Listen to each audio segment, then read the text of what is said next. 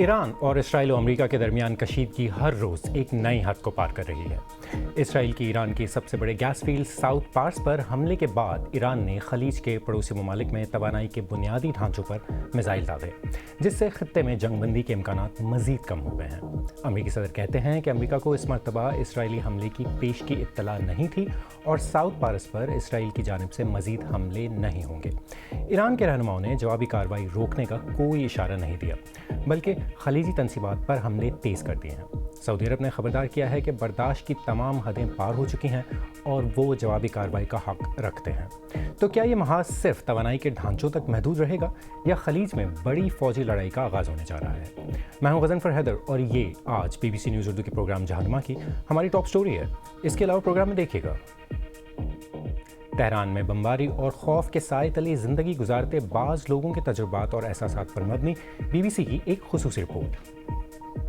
امریکی سینٹ کو دی گئی بریفنگ کے دوران نیشنل انٹیلیجنس کی ڈائریکٹر نے پاکستان کو ان ممالک میں کیوں شامل کیا ہے جو امریکہ کے لیے سیکیورٹی خطرات پیدا کر سکتے ہیں۔ ایرانی فضائی حملوں نے خلیج کی کئی ریاستوں میں توانائی کے پلانٹس کو بڑے پیمانے پر تازہ نقصان پہنچایا ہے۔ صدر ٹرمپ نے ایران کو گزشتہ رات مزید حملوں کے خلاف خبردار کیا تھا، لیکن ایران نے اسے نظر انداز کرتے ہوئے دوبارہ حملے کیے ہیں۔ ایران کا کہنا ہے کہ یہ حملے اس کی ساؤتھ پارس گیس فیلڈ پر کیے گئے حملوں کے جواب میں ہیں۔ قطر کی سرکاری توانائی کمپنی کا کہنا ہے کہ آج صبح راس لفان کی سائٹ کو دوبارہ راکٹوں سے نشانہ بنایا گیا، جس سے مزید نقصان ہوا ہے۔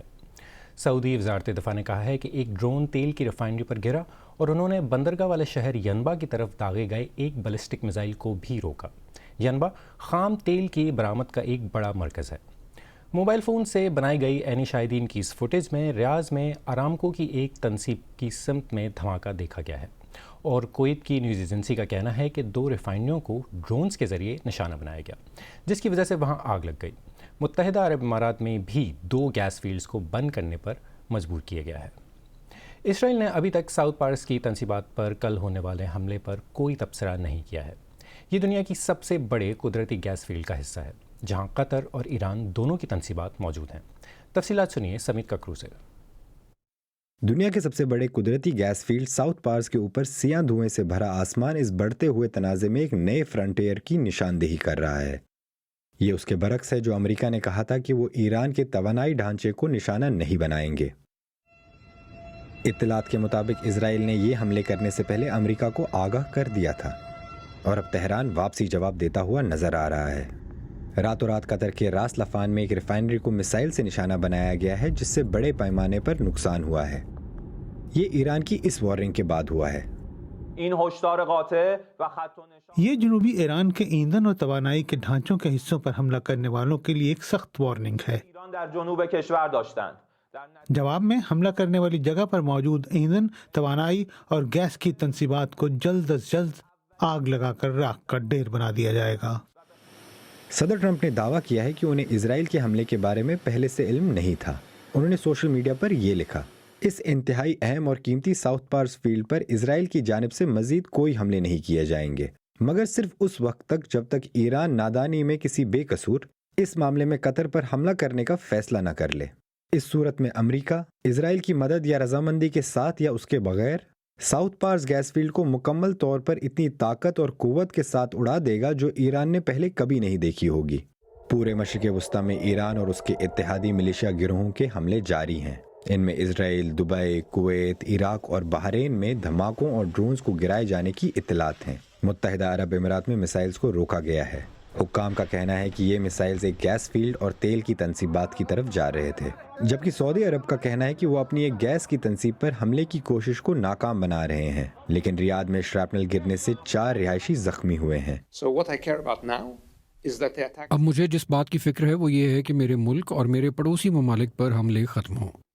میری دلچسپی صرف اسی میں ہے، اور ہم ان حملوں کو روکنے کے لیے سیاسی، معاشی، سفارتی اور دیگر تمام ذرائع استعمال کریں گے۔ مجھے اسی بات کی فکر ہے۔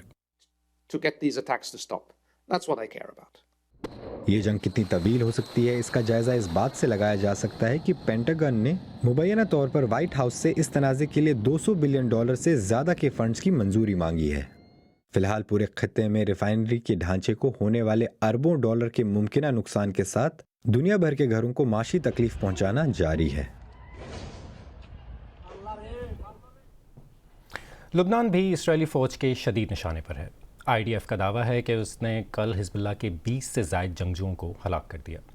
ان جاری حملوں میں ایک بار پھر تیل اور گیس کی قیمتوں میں اضافہ کر دیا ہے۔ برینٹ کروڈ آئل اب $114 فی بیرل پر ٹریڈ کر رہا ہے۔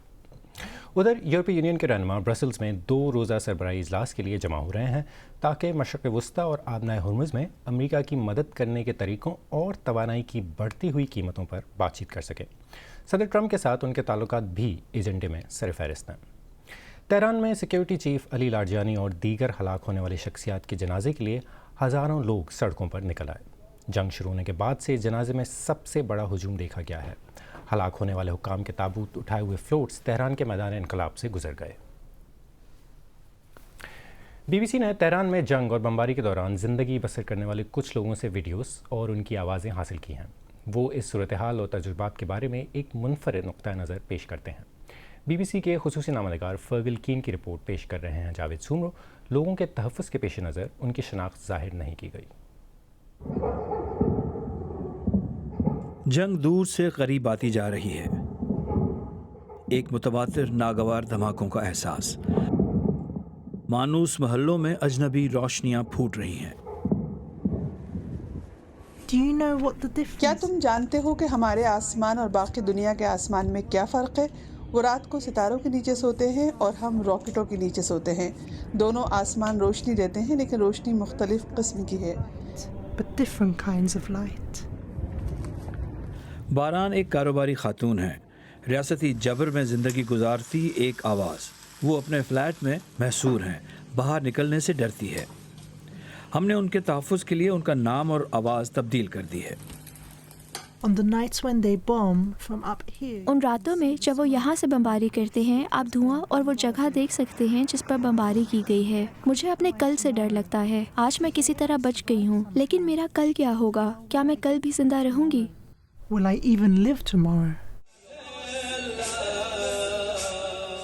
دنیا جو کچھ دیکھ اور سن سکتی ہے اس پر حکومت کا سختی سے کنٹرول ہے۔ ریاستی نگراں ہر جگہ موجود ہیں۔ صرف سرکاری بیانیہ ہی عوامی بیانیہ ہے۔ ہم صرف اتنا کر سکتے ہیں کہ کم از کم ان مارچوں میں شرکت کریں، اپنی بیعت کی تجدید کریں اور امریکہ اور اسرائیل کو ثابت کریں کہ ایرانی قوم ایک عظیم قوم ہے۔ رات ہوتے ہی حکومت کے حامی سڑکوں کا کنٹرول سنبھالتے ہیں۔ یہ قافلہ تہران کے ایک اپارٹمنٹ کی کھڑکی سے دیکھا گیا۔ اب میں سڑکوں پر لوگوں کے گروہ دیکھ رہا ہوں جو بالکل بھی ہم میں سے نہیں ہیں۔ یہ وہ لوگ ہیں جو حکومت کی حمایت کرتے ہیں اور جنہوں نے حقیقت میں سڑکوں کو ہم سے چھین لیا ہے۔ علی کی بھی شناخت اور آواز بدل دی گئی ہے۔ بہت سے لوگوں کی طرح ان کے بھی جذبات جنگ کی وجہ سے الجھ گئے ہیں۔ وہ حکومت کے شدید مخالف ہیں، لیکن ساتھ ہی انہیں لگتا ہے کہ ان کے ملک پر بمباری ہو رہی ہے۔ صورتحال خوفناک ہے۔ اب تقریباً 2 ہفتوں کے بعد جب میں اپنے رشتہ داروں کو دیکھتا ہوں، مجھے مستقبل کے لیے امید اور خوف دونوں نظر آتے ہیں۔ خوف ہے کہ آپ کے ملک کے آسمانوں پر دشمن قوتوں کا کنٹرول ہے، لیکن ساتھ ہی لوگوں کے دلوں میں ہمیشہ ایک امید پیدا ہوتی ہے۔ ایسا نہیں ہے کہ ہم امریکہ یا اسرائیل کا ساتھ دے رہے ہیں، بلکہ صرف یہ امید ہے کہ ایک لمحے کے لیے ایسا ہو سکتا ہے کہ ایرانی عوام کے لیے کچھ ایسا ہو جائے جس سے موجودہ حکومت کا خاتمہ ہو جائے۔ یہ وہ منظر ہے جسے تہران کے لوگ جنگ شروع ہونے سے پہلے کی شام تک جانتے تھے۔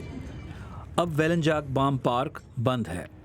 نیچے کا شہر ایک ایسی جگہ بن گیا ہے جس میں چھپنے اور امید پر قائم رہنا ہی بس آپ کے اختیار میں ہے۔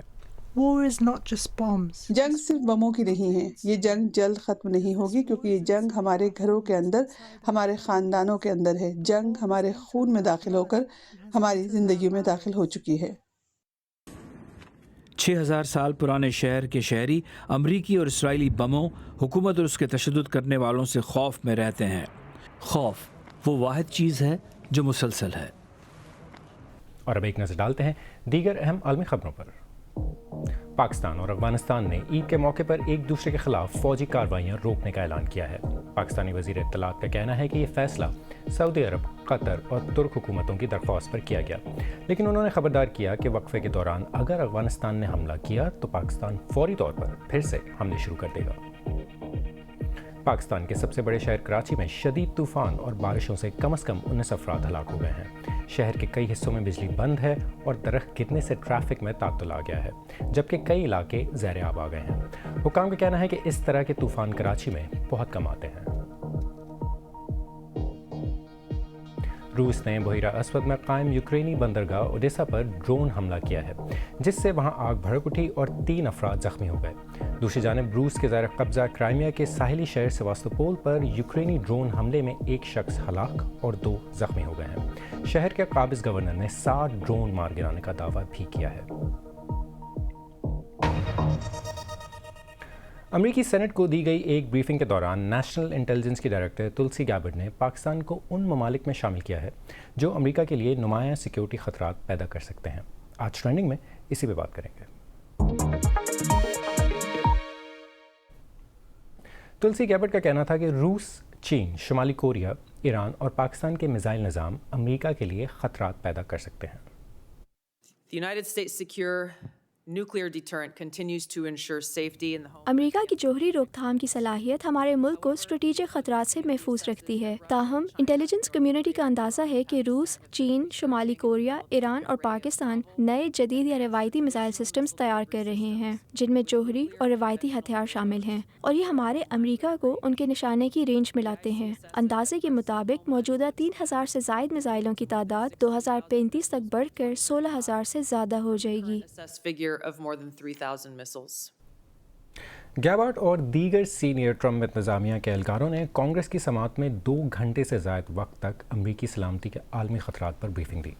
ईरान से मुतालिक समाअत से पहले तैयार करदा तहरीरी ब्रीफिंग में गैबर्ड ने कहा था कि गुज़िश्ता बरस अमरीकी और इसराइली हमलों ने ईरान के जौहरी अफसूदगी प्रोग्राम को तबाह कर दिया था, लेकिन ये बात उन्होंने पढ़ कर नहीं सुनाई। अमरीकी डेमोक्रेटिक सेनेटर मार्क वार्नर ने उनसे इसी बारे में सवाल किया। I guess what I'm concerned about, one thing is मेरी तशवीश ये है कि आज आपकी छपी हुई तहरीरी शहादत में कहा गया है कि ऑपरेशन मिडनाइट हैमर के नतीजे में ईरान का जौहरी अफसूदगी प्रोग्राम तबाह हो गया था और अब तक उसे दोबारा बहाल करने की कोई कोशिश नहीं की गई।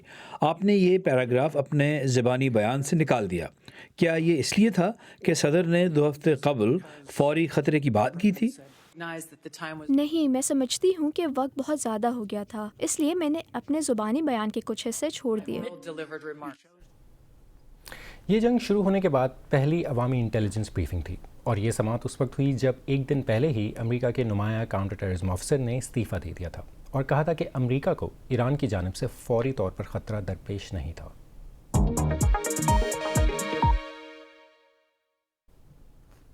यूक्रेन के सदर ज़ेलेंस्की ने बीबीसी से बात करते हुए कहा है कि उन्हें लगता है कि ईरान में जारी जंग के असरात यूक्रेन की जंग पर नहायती बुरे साबित होंगे।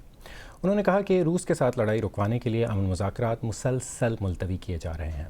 इससे पहले अरकान पार्लियामान से खिताब करते हुए उन्होंने कहा था कि ईरानी हुकूमत और व्लादिमीर पुतिन का रूस ब्रदर्स इन हेट यानी कि नफ़रत के मामले में भाई भाई होना समझ में आता है।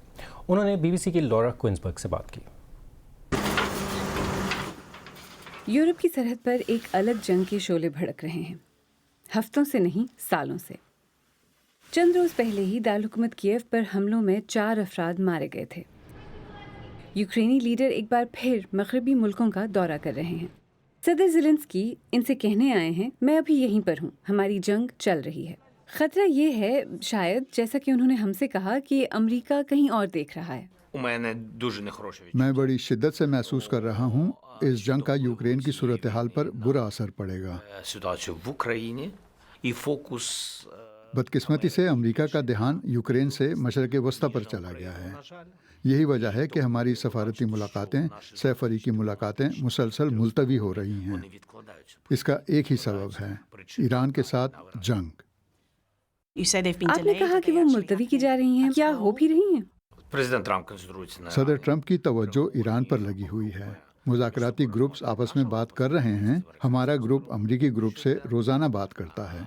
اور میں جانتا ہوں کہ امریکی روسیوں سے بھی روزانہ بات کرتے ہیں۔ ڈونلڈ ٹرمپ کے غصے کا تو انہیں پتہ ہی ہے۔ کوئی سال بھر پہلے ایک صدر کا سفارتی آداب بالائے طاق رکھ کر دوسرے پر سرعام اظہار برہمی، مگر اب برطانوی رہنما روزانہ تنقید کی زد میں ہیں۔ The late great Winston Churchill. You know, unfortunately, Keir is not Winston Churchill. شاید ایک اہم اتحاد میں ایک خطرناک شگاف جس کا نقصان صرف امریکہ اور برطانیہ کو ہی نہیں یوکرین کو بھی پہنچ سکتا ہے۔ آپ کے خیال میں کیا صدر ٹرمپ اور ان کے اقدامات نے دنیا کے لیے مزید خطرات پیدا کر دیے ہیں؟ میں ٹرمپ سے نہیں کہہ سکتا کہ وہ کیا کریں۔ برطانوی وزیر اعظم کیئر سٹارمر یقیناً ایک ذہین اور سلجھے ہوئے پارٹنر ہیں۔ ہمیں معلوم ہے جذبات سب میں ہوتے ہیں، الگ الگ۔ میرے خیال میں کیئر سٹارمر صدر ٹرمپ سے رابطے میں ہیں، وہ ان سے مل کر تعلقات کو پرانی ڈگر پر لا سکتے ہیں۔ کیا صدر ٹرمپ اور ان کے اقدامات نے دنیا کے لیے مزید خطرات پیدا کر دیے ہیں؟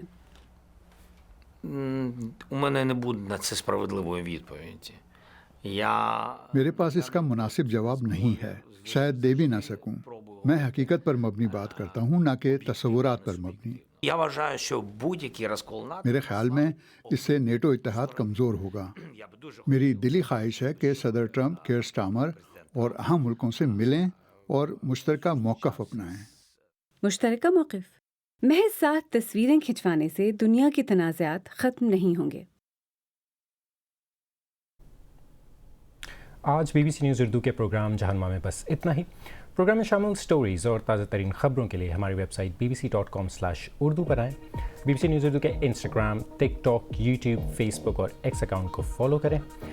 اگر یہ پروگرام آپ سے مس ہو گیا ہو، ویسے تو یہ روز شام 7:30 بجے آج نیوز ٹی وی پر آتا ہے، لیکن اگر آپ سے یہ مس ہو جائے تو اسے آپ ہمارے یوٹیوب چینل پر بھی دیکھ سکتے ہیں۔ اس کے علاوہ ہمارے یوٹیوب چینل پر دوسری نیوز رپورٹس، تجزیے اور ویڈیوز بھی ہیں۔